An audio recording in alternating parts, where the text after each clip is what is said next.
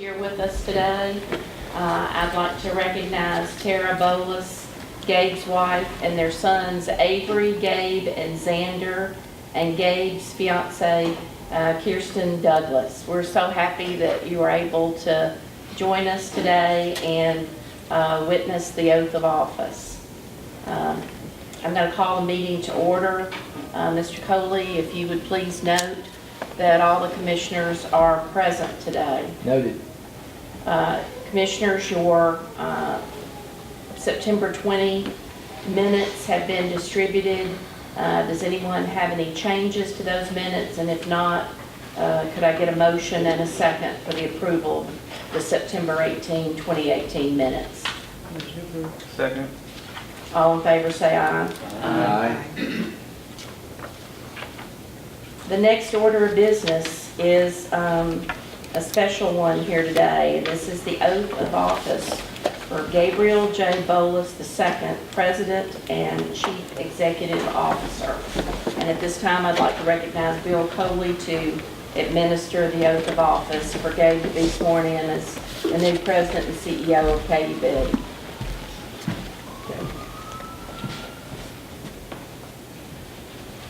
Gabe, if you will, raise your right hand, place your left hand on the Bible, and repeat after me. I do solemnly swear I do solemnly swear that I possess the qualifications that I possess the qualifications required by law for the office required by law for the office of President and Chief Executive Officer, of President and Chief Executive Officer, which I am about to assume, which I am about to assume.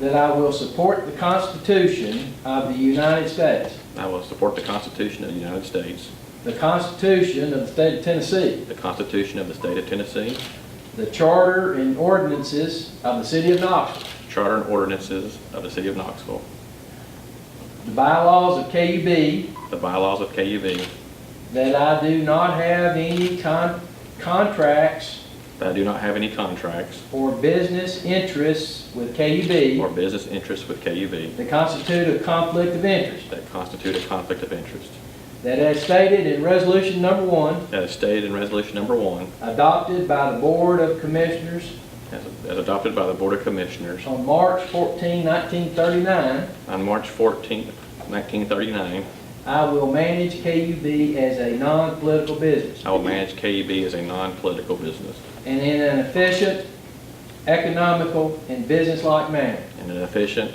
economical, and business-like manner, by the complete elimination from management by the complete elimination from management of any sentiment of any sentiment or any political or personal friendship influence, or any political or personal friendship influence, and that I will faithfully discharge and I will faithfully discharge and perform with fidelity and perform with fidelity the duties of the office of President and Chief Executive Officer, the duties of the office of the President and Chief Executive Officer, to which I have been appointed, to which I have been appointed, without fear or favor, without fear or favor, to the extent of my skill and to ability, the extent of my skill and ability, so help me God. so help me God. Congratulations. Thank you.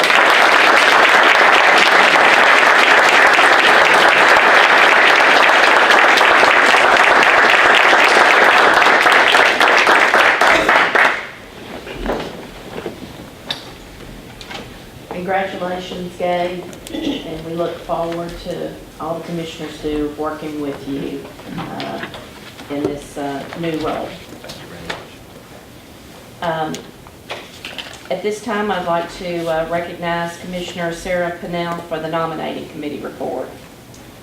This year's nominating process for the term beginning January 1st, 2019 began in January of this year when the online application became available on KUB's website. The committee met in August and advertisements ran in the News Sentinel that month. The committee evaluated the submitted applications and identified qualified applicants. The charter requires that the board provide the mayor at least 5 nominees for each commissioner vacancy.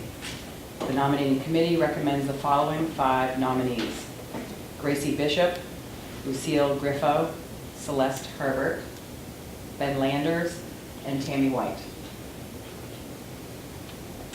You have heard the recommendation of the nominating committee, and I would like to ask Mark Walker, the board secretary, to distribute the ballots. Commissioners, as a reminder, you do vote by written ballot. And once you've completed voting, please remember to sign your name at the bottom of the ballot. And please vote for at least 5 candidates. And again, you may select from those candidates recommended by the nominating committee or any other applicant, or you may write in a candidate if you wish. And the names of the 5 individuals receiving a majority of the votes will be submitted to the mayor's office.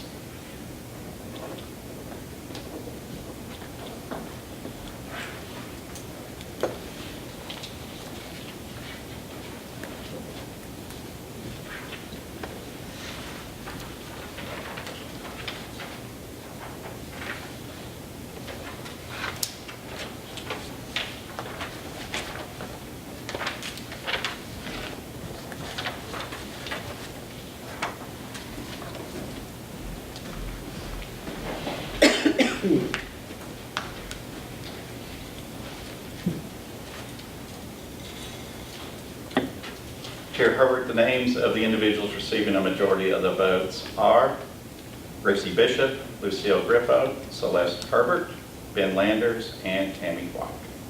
Thank you, Mark. These 5 names will be submitted to the mayor, who will select one to nominate to city council. I want to thank the nominating committee for your work in conducting this process this year. Okay, Gabe, you're up for the president's report. Thank you, Commissioners. Each fall, we give an update to you all on our compliance with the natural gas systems. I want to recognize Sherry Ottinger. She's manager of our Rates and Analytical Services Department for this year's update. Good afternoon, Commissioners. Good afternoon. Well, as Mr. Bolus mentioned, we do provide this update to you every fall. It is required by Resolution 970, and so unfortunately, some of the slides may be a bit familiar to you. Within this presentation, we have opted every year to also provide some winter bill projections. So we will include that again this year. But before I get into the required update in the winter bills, I would like to take a moment to go through some of the natural gas trends that we see within the supply industry, and then also look at some issues that are specific to our region and see how those impact KUB and our customers. So I cannot overstate the impact of shale gas on the natural gas industry. Hydraulic fracking, as you may have heard it referred to, the horizontal drilling, has completely changed the natural gas landscape. Shale gas now accounts for over 60% of U.S. domestic production. And to just put that in perspective, in 2004, it was only 10%. So that is a significant increase. So as these stores of natural gas have been unlocked, it has really shifted the landscape. One of the things that has happened is previously, most of our gas was sourced from the Gulf of Mexico. As the shale plays were developed and the interstate pipelines had to be developed to move the gas to interstate pipelines, a lot of the investment dollars left the Gulf and they moved to these shale areas. So KUB does receive gas from the shale plays. Primarily, we receive from the Permian and the Eagle Ford basins in Texas. However, we do receive some supplies from the Marcellus and Utica areas. So when we're receiving the gas from Texas, it would flow on Tennessee Gas Pipeline, which then connects to the East Tennessee Natural Gas Pipeline, which is the only pipe that flows directly past Knoxville. If we're receiving gas from Marcellus and Utica, the pipeline that brings it to us is Texas Eastern, also known as TETCO. Shale has also changed prices. We'll see in just a moment the volatility that we used to see in prices, but it has greatly lowered the overall cost of natural gas. And then gas exports also come into play. Liquefied natural gas, previously the U.S. imported quite a bit of LNG, but the U.S. has now shifted from being a net importer to being a net exporter of LNG. So, and as I mentioned, the prices are very significant. If we look back a little over a decade ago, you see prices in the $7 range.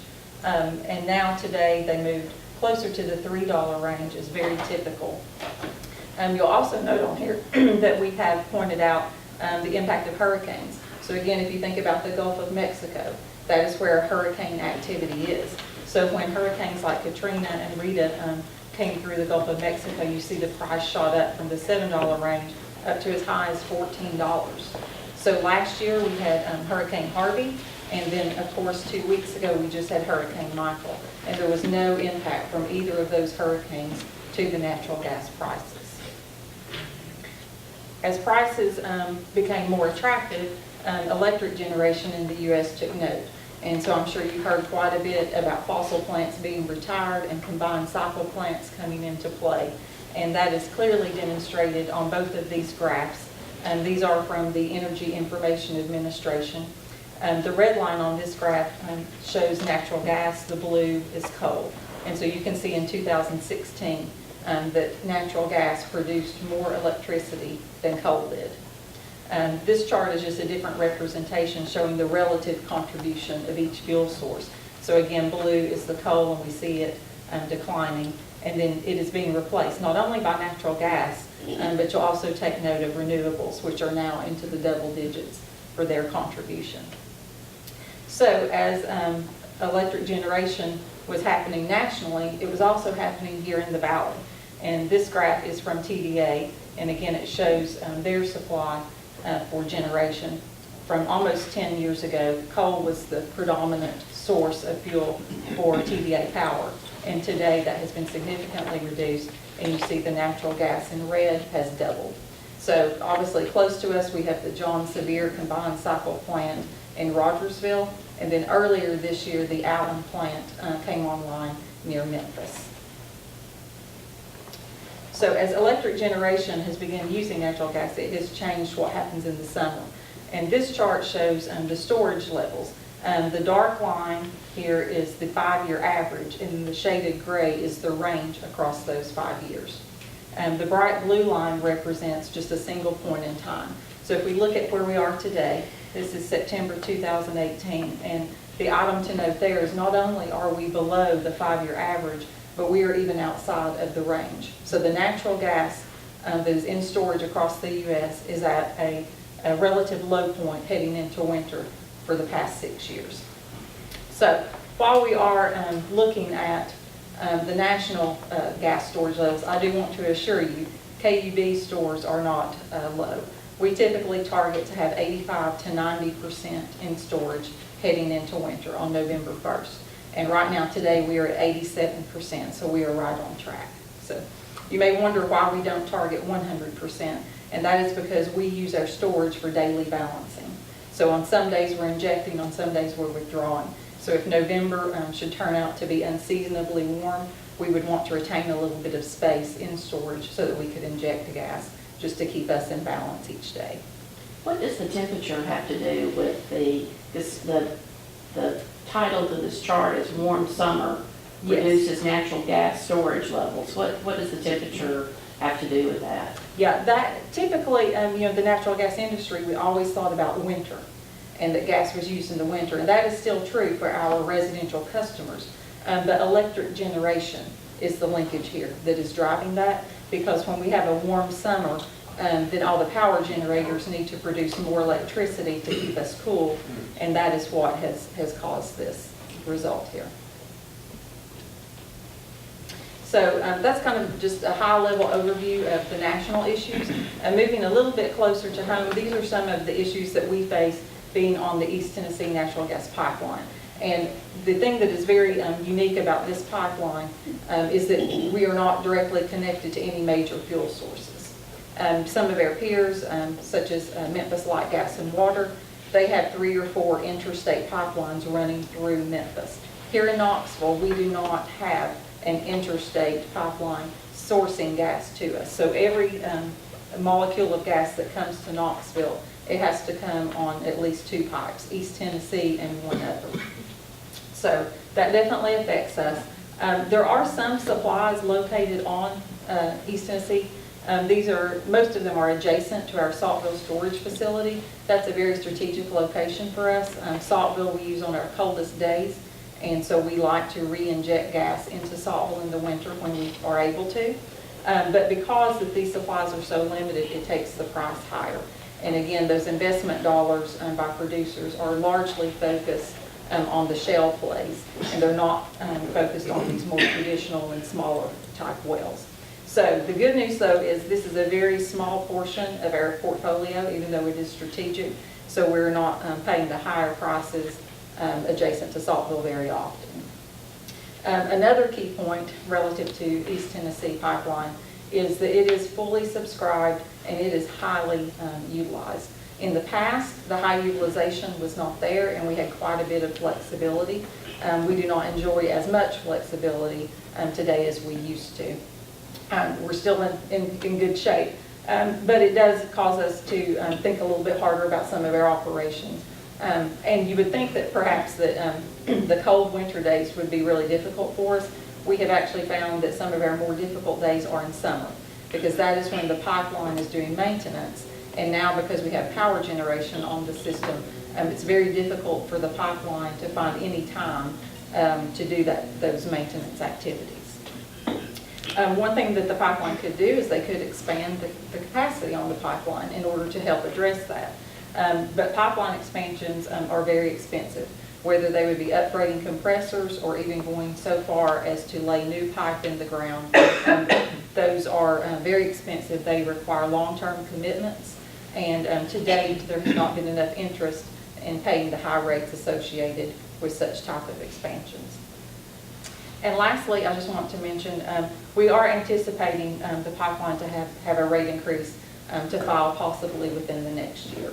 It has been over 10 years since East Tennessee has had a rate increase or filed a rate case, and so we've been anticipating it for some time.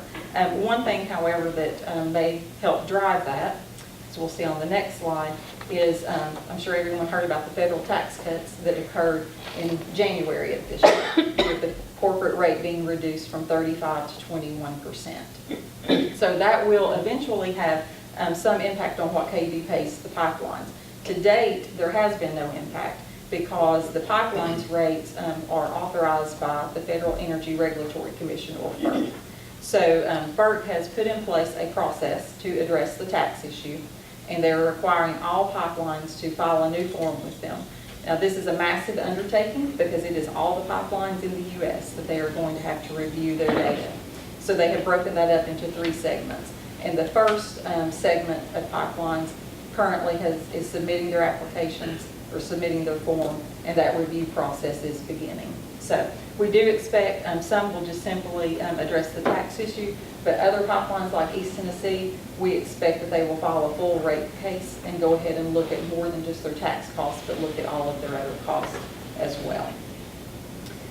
So then other items affecting commodity costs, and we've talked about several of these, LNG export prices, the storage levels, which are partially driven by electric generation.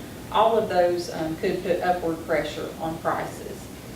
Weather, as we well know, could go either way, depending if it's cold or warm, could change the price.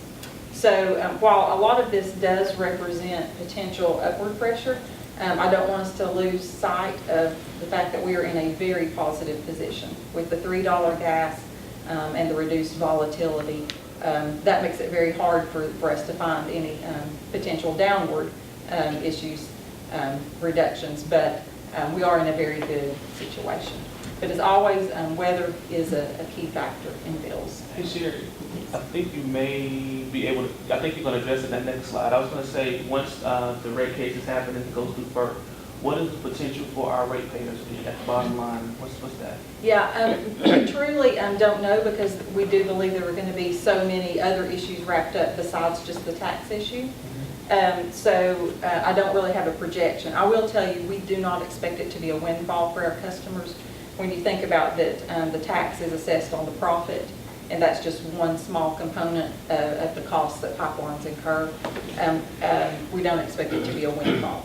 But whatever cost reductions there are, those will be flowed through automatically through our purchase gas adjustment as soon as they go into effect. So our customers, once FERC approves the rates, and then they're coming, starting in a particular month, our customers will see the benefit that month.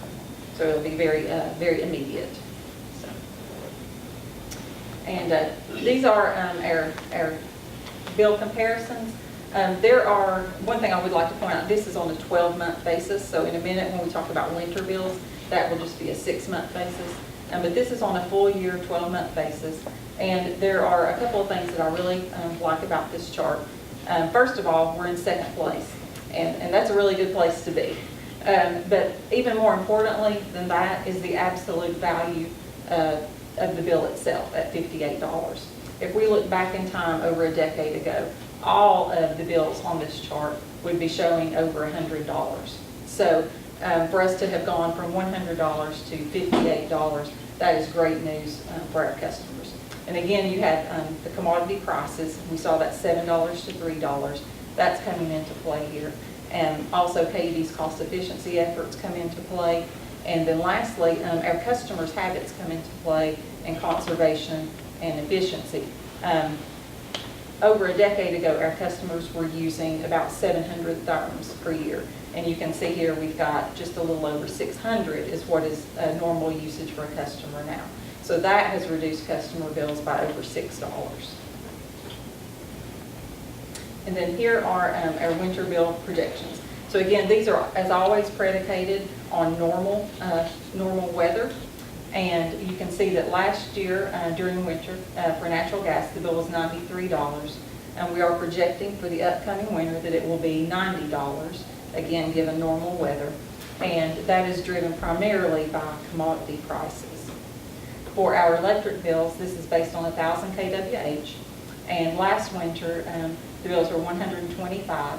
We are expecting to see a slight increase to $127 this year. So that $2 difference is driven by two factors. One is the margin increase that we just had, and the other factor is weather. And weather may be a little surprising to you if you're remembering the record-breaking temperatures that we had last January. But when we got into February, it more than made up for that. February was extremely warm. And so last winter actually was slightly warmer than normal. So if we do have a normal winter, the consumption would be a little bit higher, and that is a factor coming into play.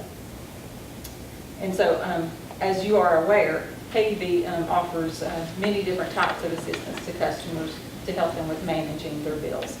Some of those efforts are focused on short-term immediate relief, but others, like Rounded Up, are focused on long-term solutions. And so today I did want to highlight a program that you've probably heard about. Home Uplift is new, and this program is in support of Rounded Up. TDA is providing $1 million of funding over the next 2 years. That funding will enable us to do almost twice as many homes as we are currently doing. So just as with Rounded Up, CAC, the Community Action Committee, will administer the Home Uplift weatherization funds, and we are just very excited about what this is going to do for our community. And then lastly, here is the required update that I promised. Resolution 970 does govern all of our natural gas contracting activities. And within that resolution, the board has delegated certain authority to the CEO and to KUB staff so that we can perform daily operations. An example of this would be that every month we look at the weather and what's coming up, and we make purchasing decisions on a monthly basis. And then once we get into the month, we will also make purchasing decisions on a daily basis. If a cold snap is coming up, we may need to buy some additional gas for 3 or 4 days. So that's the type of operational activity that is behind this. The board has retained its authority for long-term contracts and also for very high-volume contracts. During the past year, we did renew 2 contracts. They were related to Saltville. They were winter-only purchasing agreements. And so I'm happy to report that those were in compliance with Resolution 970. I'm also happy to report to you that last year we did engage again in sales of our excess capacity. And this generated $450,000 of savings. And again, that savings flows directly through to our customers through the purchase gas mechanism. So next month we will be back with some recommended updates to Resolution 970 and also to Resolution 1101, which governs our price risk management activities. but those are administrative in nature. So I'll be glad to take any additional questions at this time. I have a curiosity question. The slide you showed about fracking, where it had all the little boxes, the grid, what are those? Are those the, what am I looking at pipe or extraction lines or those are counties? This is just the area. I think, So those are counties that I'm looking at. They're not geological. I would suspect that those Information. are Oh, okay. counties, yeah. Yeah, that's what I thought. Maybe they're fields. Thank you.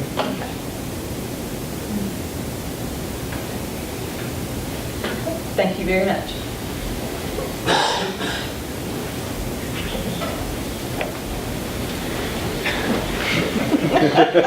Make sure.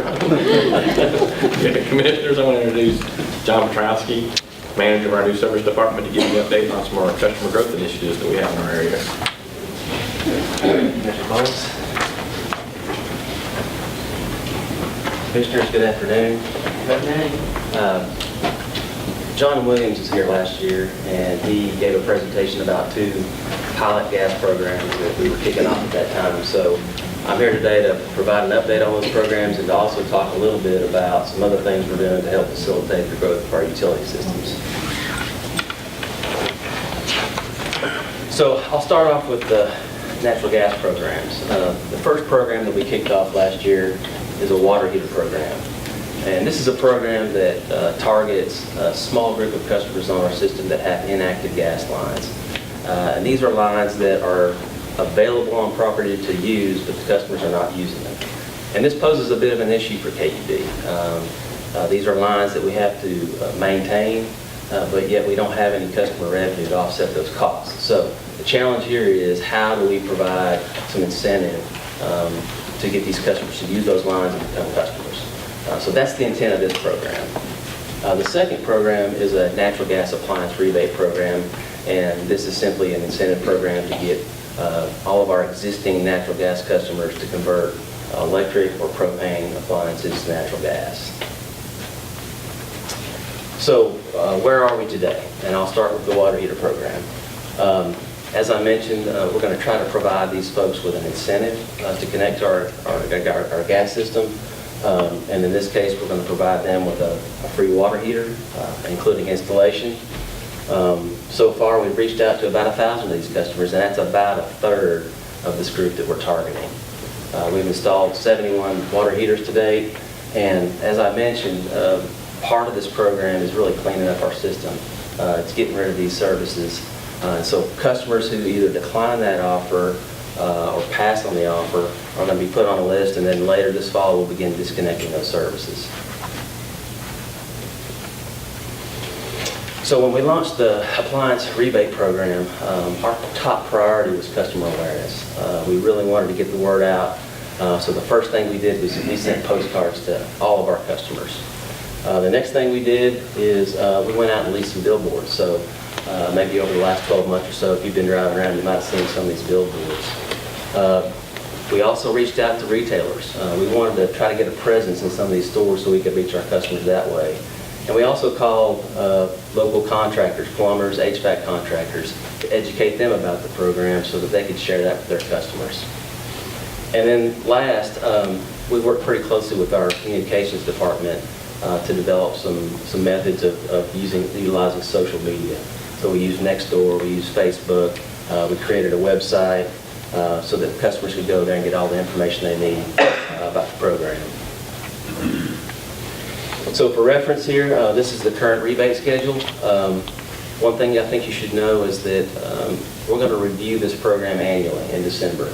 So every December we're going to sit down, we're going to take a look at the program, see if there's any adjustments that need to be made, and if we do, then we'll roll that out in January as part of the program for the next year. We've issued 107 rebates to date for about $25,000. One thing I think I would like to say here is that I don't think that number is necessarily indicative of the interest in the program. We receive quite a bit of calls on a weekly, if not daily basis about the program, and it's encouraging to us because I think it kind of validates the efforts we've been doing to try to get the word out. So now that both programs have been up and running for a year, we thought it was a good time to take stock, and so these are some key takeaways.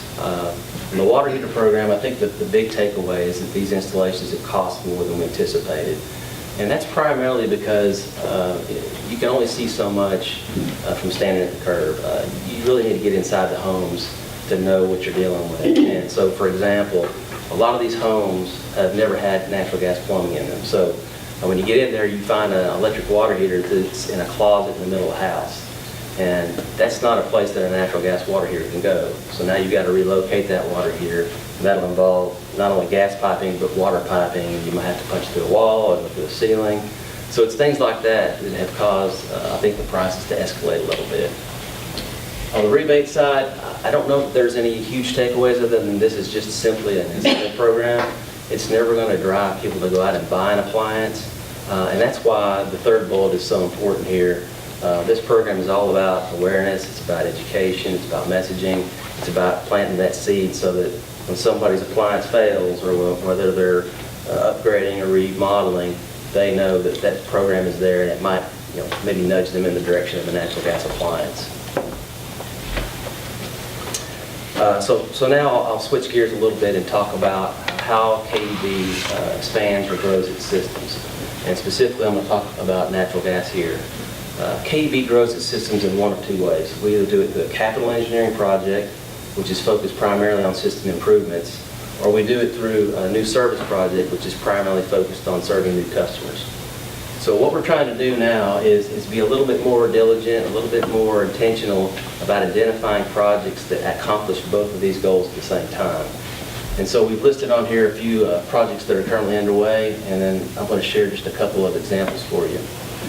This first example is a capital engineering project near Choteau Road in deep West Knox County. This is near the Loudoun County, Knox County border. This area is fed by a single feed here, a radial feed, and we've known for some time that we probably need to bring another feed into this area.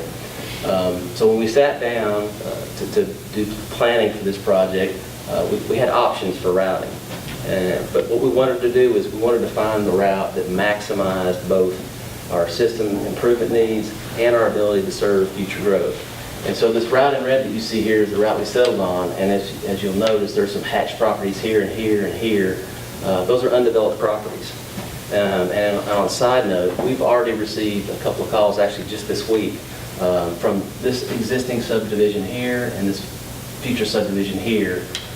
Both of them have heard about this project and both of them are interested in natural gas. So it's an approach like this that we hope pays dividends. Hey John, when you think about potential new customers, as new subdivisions and buildings are happening, are we having conversations with them about the potential up front so that when they start the building process, they'll know that there's some opportunity for natural gas? Sure. Yeah. One thing to know is that we're pretty engaged with the developer community. The developers that are out there building, we work with them pretty regularly, and so we really we kind of work hand in hand. I mean, I'm not going to say we're partners necessarily, but we do work with them quite a bit. There's a lot of communication, so we typically kind of know what's going on long before it happens. So yes, we do have those conversations. So the second project I wanted to tell you about is a new service project. This is in South Knoxville, Maryville Pike. A developer contacted us interested in natural gas for his subdivision out here. Unfortunately, we didn't have gas at this location, so we picked up the phone, we called our friends in engineering, and we found out that the situation here in South Knoxville is very similar to Choteau Road, and that we have a couple of legs of our gas system, and we have a desire to tie these legs together to increase some flexibility and resiliency in the area. So this project fit the bill. I mean, we're going to be able to extend some gas here to serve his development for customer growth and get ourselves closer to tying these two legs together. So another way that we support growth is through our utility extension policies. So currently, KUB will issue refunds to refund credits to builders of residential and commercial developments. And it kind of works like this. The developers are responsible for paying the upfront costs to install facilities as part of that development, to serve that development. As that development begins to build out, KUB will issue the developer refunds for customer connections within that development. Now, the residential and commercial refund credits are handled a little bit differently. For today's purposes, we're going to talk about refund credits for residential customers. And as you can see, the schedule here, you'll note that the water and wastewater credits are highlighted.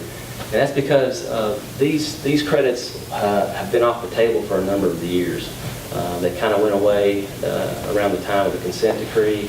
That was primarily because KUB was redirecting all our revenue back into the systems. But today's a different day. We recognize that wastewater is a huge driver of development.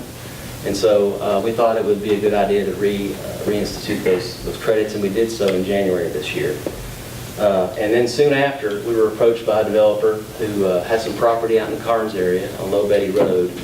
He approached us about a development he was interested in doing, but he was up front in saying that, I don't know that I can make this happen because it's going to require a significant contribution or a significant investment to extend sewer to serve that development. And he was essentially coming to us and saying, hey, can you help us out? And since we had the policy change, we said, yeah, I think we can. And so the long story short here is that the project's moving forward, and not only are we gaining 70 wastewater customers, but we're gaining 70 water, electric, and gas customers. And we're also setting ourselves up to support future development. There's already some tentative plans here to develop this property right here. I believe the board was updated several months ago about 2 new electric customers on the system. And I was asked to provide just a brief update on these customers to let you know where things stand. The first customer is the Fort Hill Data Center on Summit Hill Drive. These folks are currently remodeling the facility, constructing the facility, and we're working with them on the utility design plans. If things go as planned, they should be open in the spring of 2019. I think we anticipate build out for this facility to be about 3 to 5 years, and at that time they'll likely be a top 10 electric customer. The second customer is a blockchain data center in the Forks of the River Industrial Park. They're a little bit ahead of schedule in terms of comparison to the Fort Hill Data Center folks. They're under contract, and if everything goes as planned, they should be open and operating in the first of this year or first of next year. And their ramp-up schedule is much quicker. There's a possibility that we could have our second largest electric customer up and running by the spring of next year. So good news on both accounts. And then finally, I just wanted to tell you about a few things we're working on for FY19. When we talked about the water heater program earlier, I didn't mention that one of the goals of that program is to gather data, and specifically gather data about appliance installations with an eye towards developing a more permanent, long-term growth plan for our natural gas system. It's a plan that right now we're calling Home on the Main. Through some preliminary research, what we found is we have about 30,000 customers on our gas system that are within 200 feet of an existing gas main, but they're not using gas. That's a lot of opportunity for us. And so we're in the process of trying to develop a program that might provide some incentive for these customers to connect to our system. The second thing we're doing is we're taking a closer look at our compressed natural gas station. It's been open for almost 2 years now, and we just feel like it's time to take a look at it. Time to see if there's some things we can do to increase exposure, things we can do to maybe drive sales. So we've reached out to some of our counterparts, some other utilities that own stations to see what they're doing, what's worked, what hasn't worked. We've also engaged a consultant who's going to help us develop a strategic growth plan. And then last, I understand that the board has asked us to try to develop some metrics to measure growth, customer growth. So I just want to let you know that as we develop these programs, alongside that, we'll also be taking a look at how we can develop some metrics to better measure our successes and failures. So I think that covers everything. Appreciate your time, and if there's any questions. Sure. Do we have gas service in East Knoxville, in the city limits? All residents who wanted could have access to it? I'll stop short of saying all residents. Right. But yes, we do have gas footprint in East Knoxville. We do. More so in the city, less in the county. Yeah, I'm mostly concerned with the city. The incentive program where we're reaching out to customers that have inactive lines, have you been pleased with the response? Or is it going the way you anticipated? I think it is. Just to be honest, up front, we didn't really know what to expect. We kind of had an internal goal of 10%, sort of kind of. And so we're probably at 7% now. And so we're not far off of that. I think there's been some challenges, and I will tell you the challenges for us has really been on the communication part. Nowadays people don't have landlines, they have cell phones. A lot of these homes are rental properties. So it's been a challenge to contact people. We'll send them cards, we'll make cold calls, but it's very difficult to know whether we're reaching all of these people. That's probably been other than the cost of the installations being higher than we anticipated, the contacting people has been a challenge. So the reason for my question, knowing that the contacting people, because I just know, personally, we wait to act on something and wait to act on something, and then all of a sudden the deadline's there and then we might act. So I'm wondering if it might be worth looking at to extend the deadline to disconnect completely, where they will not have a chance to connect something that's existing before it goes away.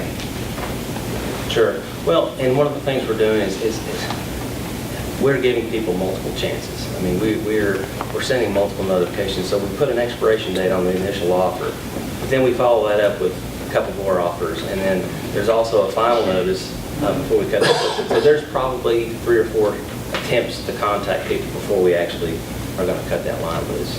If that answers your question. Yeah, it sounds like you're doing the best you can.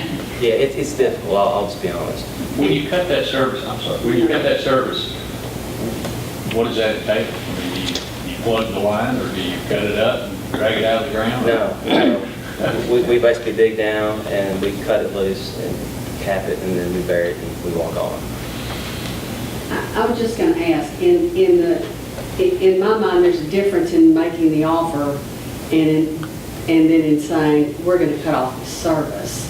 I can see, and I understand your comment about communication, that's got to be really difficult, but I've got to think that maybe some of the folks that aren't accepting the offer might have a different reaction if they get to the point where they realize that we are cutting the service.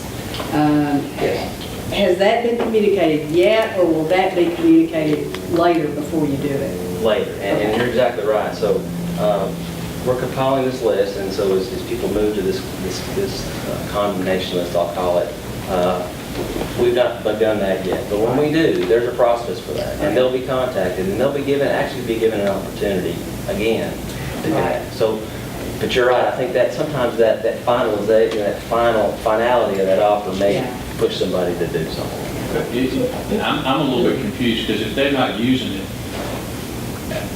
are they going to care? If they don't have any gas, if they're not bringing any gas into their house, and you say, I'm going to cut off your gas service, does that mean anything to them? Oddly enough, it does to some people. Some people kind of view it as their service, and a lot of these people, I think, maybe had the service in mind and thought maybe one day I'll use it. But yeah, sometimes people do get a little territorial about stuff like that.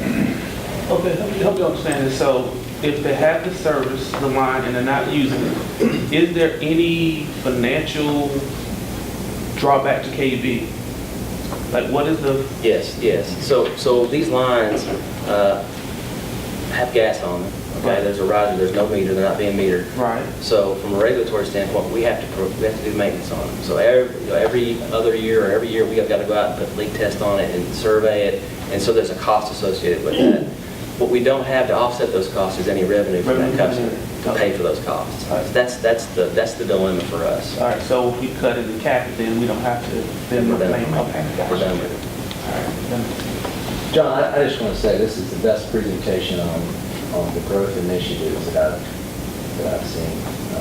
And it's really, the work that you all are doing is really important. And you might be some questions you think, well, why are we trying to, why are we interested in doing some of these initiatives?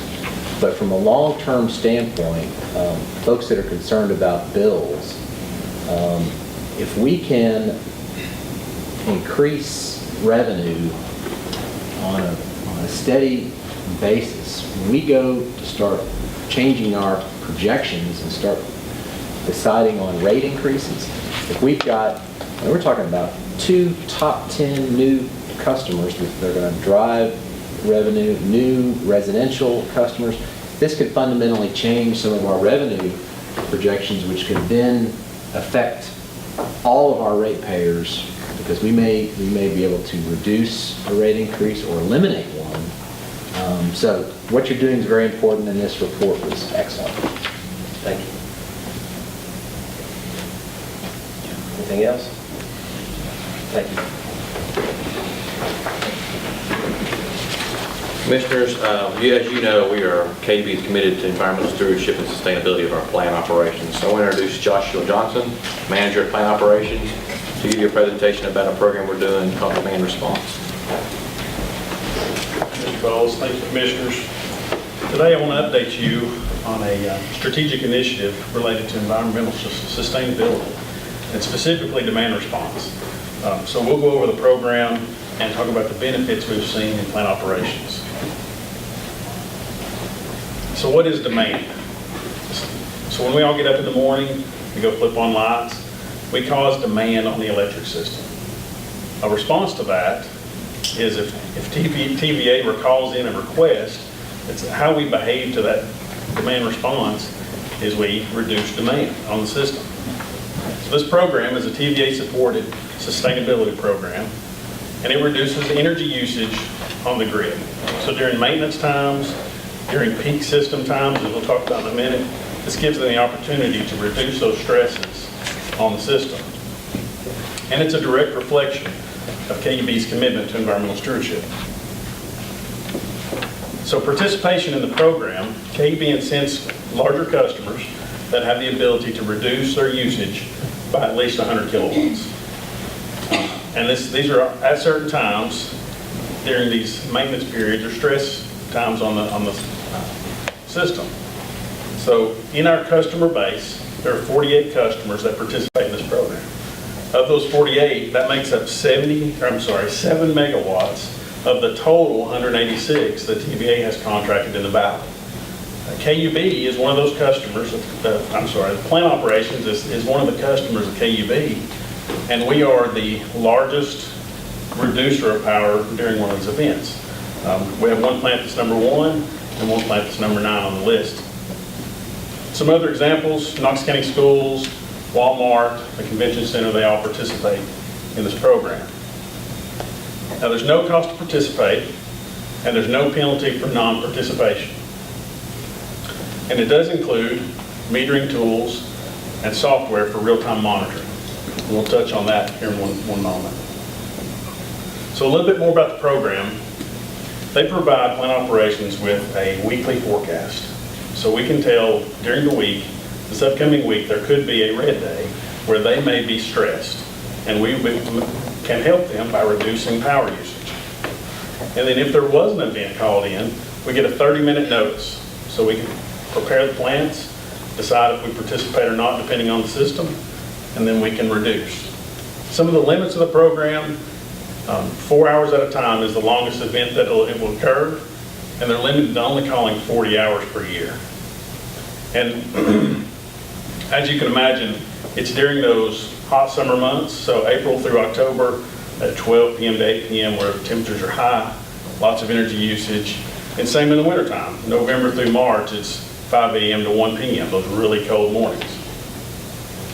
So participants in the program receive quarterly payments, and it all depends on that contracted amount that, just like KUB, we're 1 megawatt, we reduce to that amount, and then depending on the system and how we reach that level, we receive those payments based on that. So here's some results. Kauai Wastewater Treatment Plant and the Mark B. Whitaker Water Treatment Facility are both participating. We do reduce our energy usage by 1 megawatt, and we do that by modifying pump operations or removing equipment from service that we might be able to shift to another part of the day. So we started participating in 2018. We participated in 3 of the 4 reductions this year. Now you might say, well, why hadn't we participated in 4 of 4? So remember, there is no penalty for not participating. So we look at our systems, we look at our plant conditions, and we decide if we can or not. So like in the wintertime, if you have a large main break, multiple breaks, we may not be able to do that. We may need to keep production up, so we decide not to participate. So far, we've received $12,200 in the first 2 payments this year. So some additional benefits, back to the online portal that they provided to us. When we begin a reduction, we log into this portal and we can see where we are. So if we have opportunities where we can go and evaluate another pump, we can take them offline and actually see real time how we affect that. And that online monitoring has really helped us grow. It's helped us learn, how our energy usage is happening throughout the day. And we're always looking for opportunities to improve the payment opportunity. One big benefit to this is TVA defers new generation facilities. And that saves KUB, that saves KUB customers. So when those systems are stressed, we reduce the power usage. That keeps them from having to build a whole nother facility to make up the difference. And when we have the opportunity to do that, that saves us all dollars. And it continues to show the commitment of plant operations and KUB to environmental sustainability. It's really given us an opportunity to look at operations and find ways to save on our electric usage. Any questions? Thank you. Thank you very much, Gary, for that report. There are a number of members of the public who are here today that want to address the board. I want to remind the visitors that you have a 5-minute limit per speaker, and I do time you. We have that so we can be efficient. And when I call your name, if you would come forward and tell us your address, and then you have the floor. And our first member of the public to address us today is Alex Dunn. And you could just come to the podium, Mr. Dunn.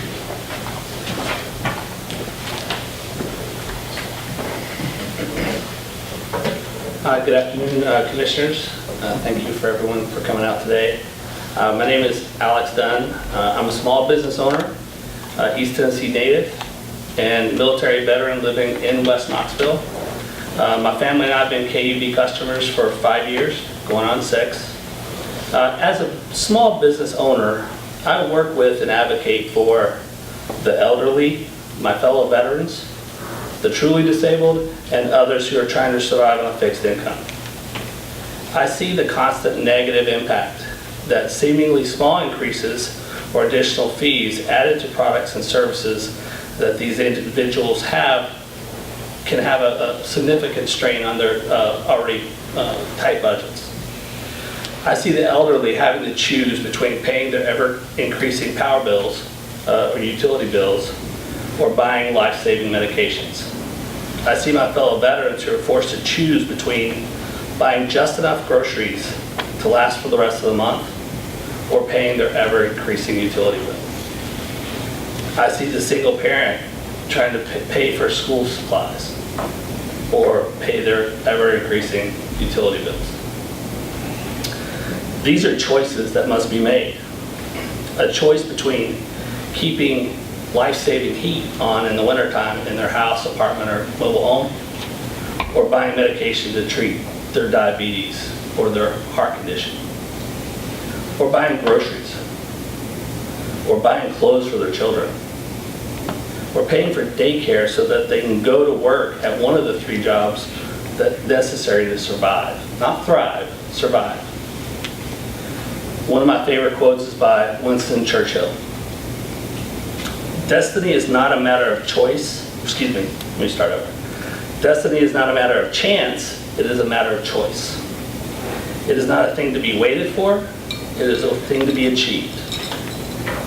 This quote is applicable, relevant, and should be kept in mind when choosing to execute your duties as KUB board members, as well as the ramifications that these decisions and choices will have on your captive customers.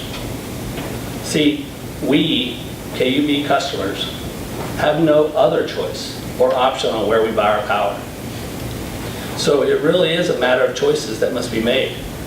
Your choices, your decisions, are not only affecting your destiny when you choose to systematically raise fixed rate charges and add grid access fees to the power bill of each of your captive customers. You're choosing to affect the destiny of thousands upon thousands of your fellow humans living in the KUB footprint. And it's affecting them in a negative way, and you need to understand that. I'm here today to ask each of you to do the right thing. I'm here today to ask each of you to choose and achieve a better destiny for your captive customers and yourselves. Please choose to eliminate the increasing fixed rate charges and grid access fees. Choose to do the right thing for all, not just a select few. Finally, choose a better destiny for your captive customers because they have no other choice. Thank you for your time. Thank you. Oh, I should say, is there any other questions? Our next member of the public to address us today is Debbie Smith.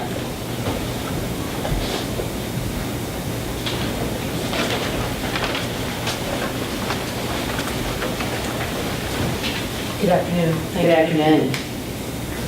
I am a longtime resident of Oakland Lincoln Park neighborhood. I've been a KUB customer since 1998. I've never been late with my KUB bill. Very proud of that. I'm also recently retired from UT Hospital as a registered nurse. Now that I'm on a fixed income, I'm worried about the fixed fees on my utility bill, which frankly I never really looked at too much until my income became fixed. So I'm worried about it affecting my living conditions. I started noticing that my bill was steadily increasing in spite of my efforts to turn down the thermostat in the winter, turn it up in the summer, decrease watering, and replacing my 1949 windows with more efficient ones. My basic fees in April of 2017 were $68.15. As of August 2018, they're $77.50. Even if I turned everything off, I'd still have to pay $930 a year. It doesn't seem like much, but when you're on a fixed income, every little bit helps and counts. Since KUB is committed to being, as you in your mission statement, good stewards of ratepayers' dollars and meeting the needs of your customers, it's my hope that you will find a way to reduce rates for your customers. And many other states are lowering bills with solar installations that create jobs, alternative measures, or alternative energy sources. It could also stop increased fixed fees, or even better, repeal the current ones that you have. Thank you so much. Thank you. Our next speaker is Jim Von Brommer. Hello.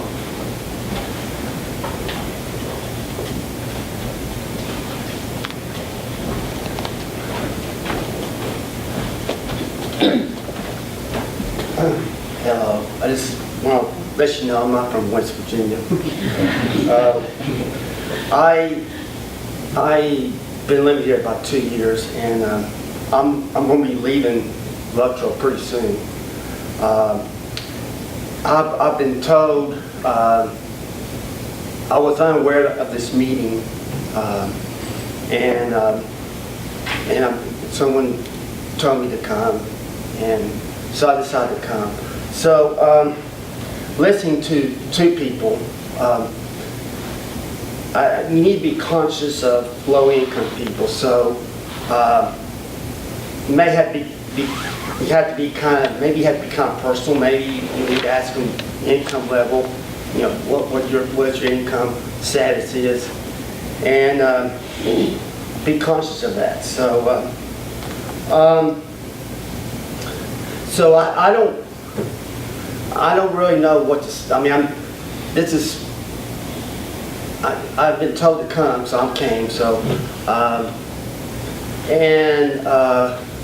what I've been being told is that people who want to use energy saving devices, like solar water heaters, if they do decide to buy that, I heard that this new plan, it won't do them any good. So I don't think that's right either. So,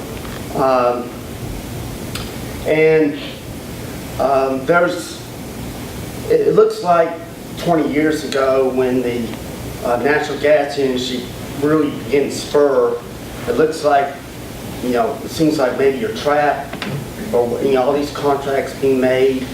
But I heard about what fracking does and how it can devastate the community, especially water pollution, how it can make people extremely sick, and the noise pollution when these fracking companies come in, air pollution.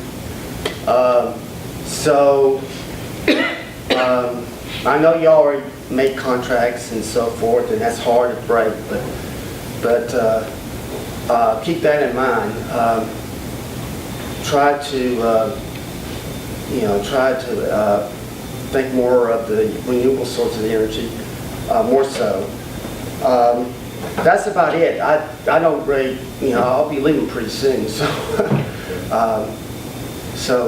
thank you for letting me be here to speak.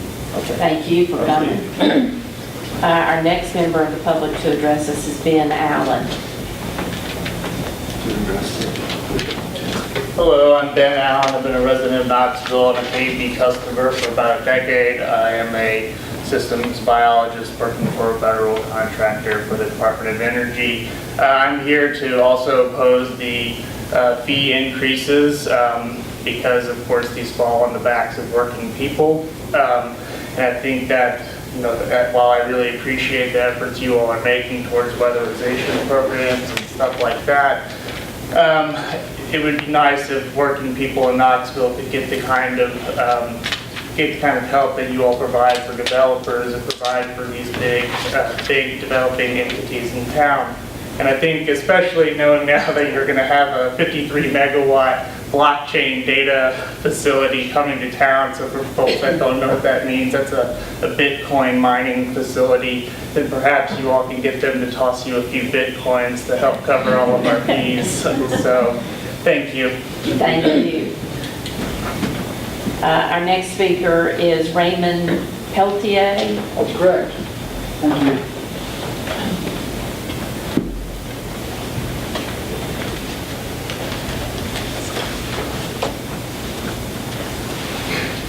Yes, my name is Raymond Peltier, and I live in the north end of Blount County, 388 Hidden Valley Circle.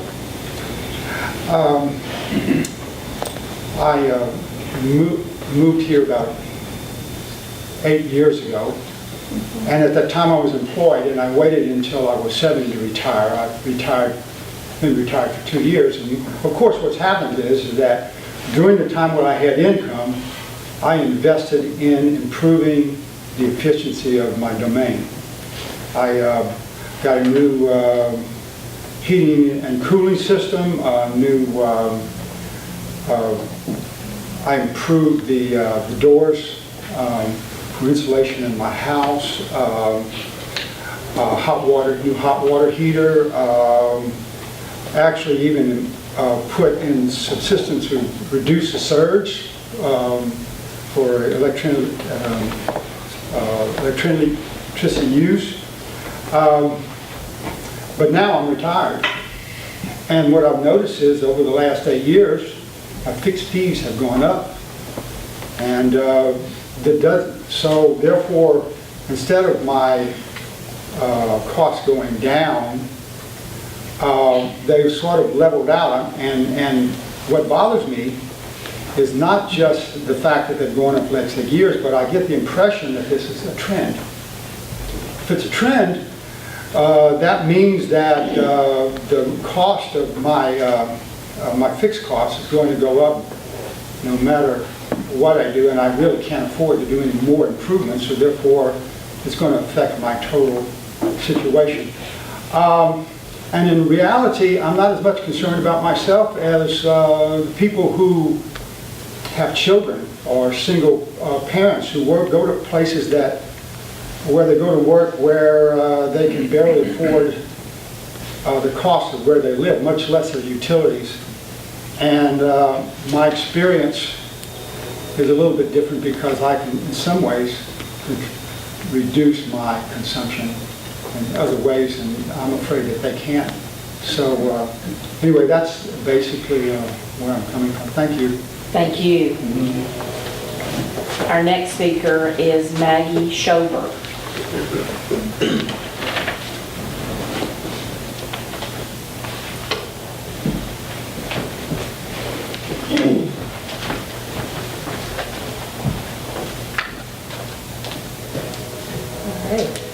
Good afternoon. I am Maggie Schober. I'm in my 5th month as a KUB customer, so relatively new compared to the other speakers so far. And I appreciate the opportunity to come speak to you all today, especially coming from an area that was served by a large IOU. So I appreciate this kind of a setting even more. I have spent most of my career to date as a consultant in the power sector. I have worked with utilities of all sizes. And other energy companies as well. The main issue that everyone is facing is what to do in the face of the current sectoral transformation. Technology changes, economic changes, environmental changes, and customer concerns and changes are all coalescing to drive a major transformation in how our electricity system is set up, the likes of which we haven't seen in decades. Since the early ages of the power sector. The future of the grid is distributed, perhaps transactional, that's still to be determined, and definitely lower emitting of pollutants. All sectoral players are looking in their crystal balls to determine what does this mean for me, my current ratepayer, my future, and crystal balls are notoriously finicky objects, and I think there's a lot in the industry press out there that can be confusing and misleading. So I'm going to try and keep it simple here. The grid is changing. At this point, it isn't a matter of if, it's just a matter of when. The days of year-over-year load growth and central generating stations are gone. Customers will continue to push for greater control over their electric bills. We have some great examples here so far. They're going to continue to push for the ability to self-generate, push for decarbonization of utility generation. I've worked with utilities all over the country on this, from progressive states like New York and California, to small rural utilities in the heartland, to large IOUs right here in the southeast, IOU being an investor-owned utility. The change will happen everywhere, including right here in East Tennessee. I personally think the telecom example for market disruption is a bit overused, though it does apply here. Instead, I like to think of the way Uber is disrupting transportation. Prior to Uber, I certainly could have called up my neighbor and offered gas money for a ride to the airport. There was even a time when hitchhiking was more commonplace. But now I can reach in my pocket and have a ride in minutes. How long until my home energy management system is based here on my phone? Not long. Faster than you would think. And if I'm going to use an app to control my home energy usage, don't you think KUB should be involved? So I'm not here just to present doom and gloom and scary futures. I'm here today to talk about an opportunity that you guys have in front of you.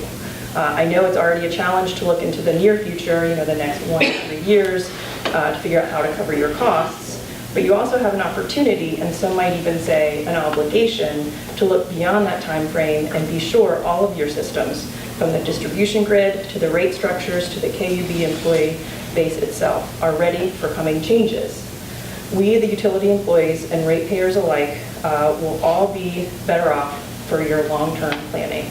There are solutions, there are ways to diversify your business model, to work with the coming change instead of against it, We, a growing coalition of experts at the Southern Alliance for Clean Energy and concerned KUB ratepayers, are here to work with you, not against you.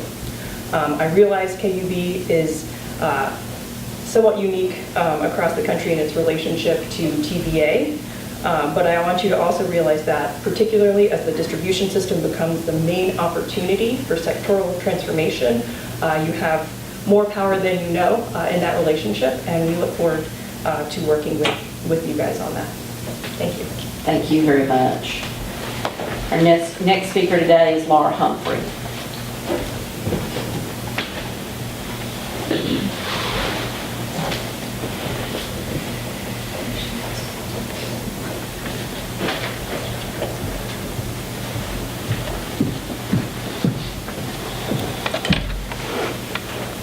Hello again. There is a letter actually that's going to be shared with you all just from someone that couldn't be here today. I think there's probably enough for everyone.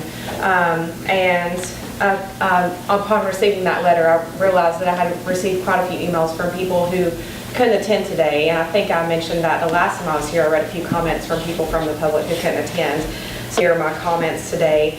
Of course, I still have concerns about our increasing fixed fees and the impacts that it's going to have on lower usage customers like low income and the elderly. As you notice, a lot of the people that could be here today are retired. But I have a different concern, and I would like to address the board today with the concern for those, once again, who have been unable to attend the board meeting due to its scheduled time during the workday. After reviewing the number of public speakers from previous board meetings dating back to 2015, I found it was rare that more than one person attended the meetings. I found that a little bit bothersome. And I think this is actually a missed opportunity. Some people think of things as problems, but I think of it as an opportunity most of the time. And I think that's probably my relationship to public policy, but there are so many who want to bring their concerns and ideas to the board, but are unable. Another concern is, although the minutes and agenda are provided, slides are not actually available of the presentations that are presented to the board, which may eliminate those who want to access those, or maybe even for the hearing impaired. These are often on the very resolutions offering additional information for future votes where the public could be involved. I would request the board to consider these concerns and perhaps address the public in a more open forum at times when the working public can attend and participate. For instance, I had a single mom that's like myself, and she really wanted to attend but was really unable to because she has 2 jobs. So public participation is essential to addressing environmental justice concerns. By excluding portions of the public, even when it's unintentional, it can be an equity concern. And however, the board can set the intention to extend the offer of additional options to participate by holding evening board meetings, town halls, live access, maybe electronically, to daily meetings or additional public events to keep the public informed. I hope these will be taken as considerations, and congratulations, Gabe, on your new position and your new seat in the room. Thank you. Thank you. Our next speaker today is Wayne Clark.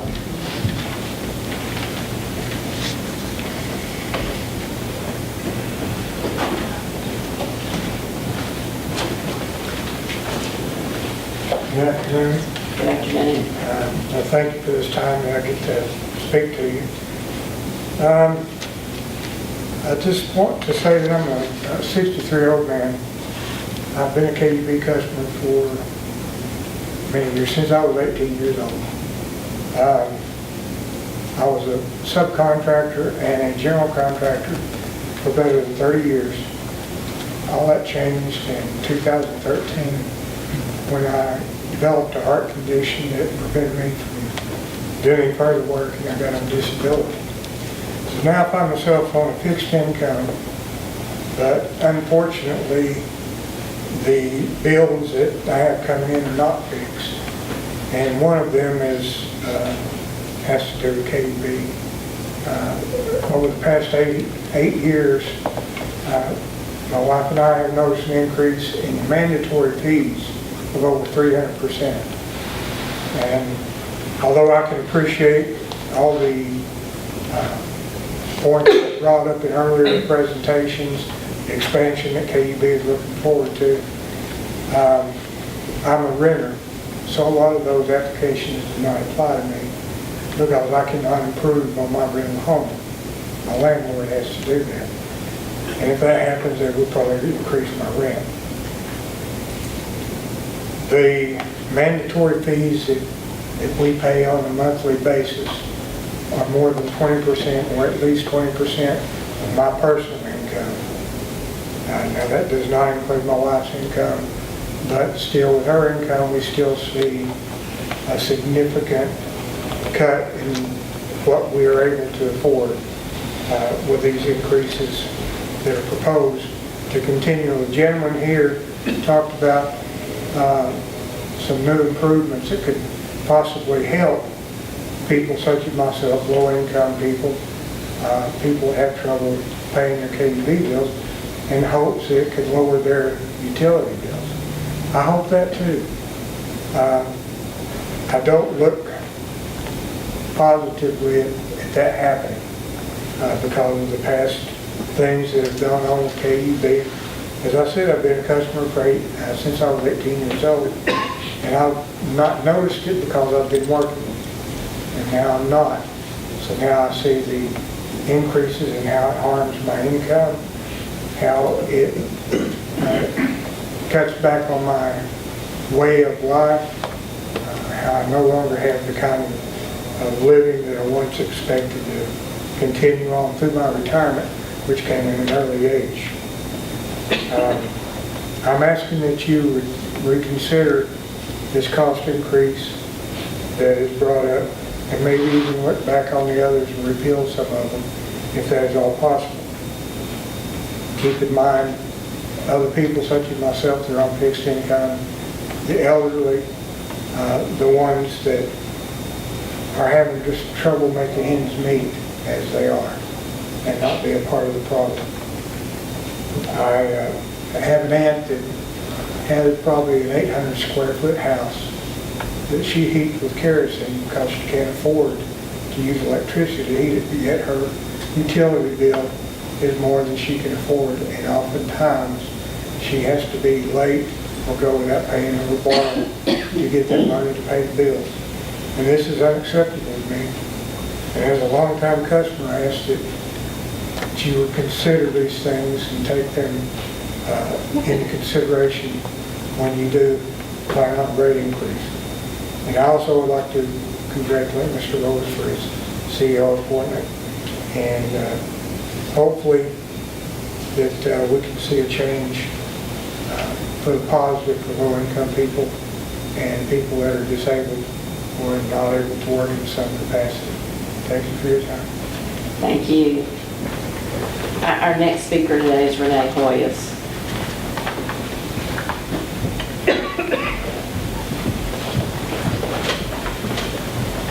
Good afternoon, everyone. My name is Renee Hoyas. I live at 527 Woodlawn Pike, Knoxville 37920. I came today because I wanted to wish Mr. Bullis congratulations and good luck. I feel like so much of my own destiny and time here in Tennessee is connected to KUB because I moved here 15 years ago to become the executive director of the Tennessee Clean Water Network. And if I could bring up an ancient episode, I came here and discovered that we were indeed in a lawsuit with the Knoxville Utility Board over violations of the Clean Water Act. And I was very fortunate, I think, to be able to work with Mintha Roach, who created the Partners Council. And we met for lunch once a month for 6 years, and then every other month for the following 3 years to learn more about the system and how they were implementing the consent decree. And I have to tell you, I have used the Knoxville Utility Board as an example of how to do things right, and too much of the eye rolling of other utility districts that we worked with. And so to that, I want to say that I am a proponent of increasing maintenance fees, because I understood after going through that exercise that the reason that the sewer system was in bad shape was because there wasn't consistent maintenance, and that we needed to have consistent maintenance for all of the systems here. Otherwise, they were just going to degrade to a point where they were going to cost us more to fix in the long run. However, I would like to suggest to the board that what you've proposed perhaps might be considered a regressive tax. in that 2% for increase for someone on a fixed income is much greater than 2% maybe on a large corporation. And so I would like to maybe propose the idea that you go back to the drawing board and see how you can make this progressive, so that folks on fixed incomes don't have to pay so much, but the corporations and folks that are willing to pay more could pay more. Thank you. Thank you for being with us. Are there any other members of the public that might have missed the sign-in sheet that want to address the board today? If not, I want to adjourn this meeting, and following the adjournment of the meeting, the board will have a lunch session across the hall that is open to the public. Thank you all for coming today.